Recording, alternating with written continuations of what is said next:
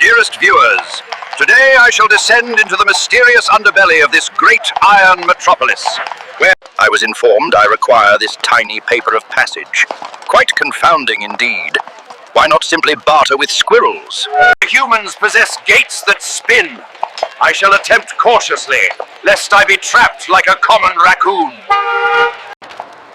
Downward I venture into the abyss. I fear I may never again taste the sweet air of Central Park.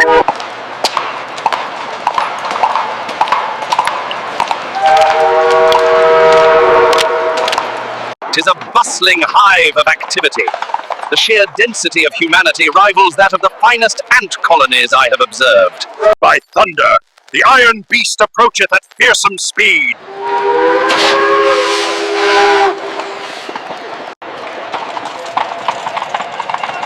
Now imprisoned within the belly of this machine. Success! I have conquered the subterranean ordeal and lived to recount the tale. Tune in next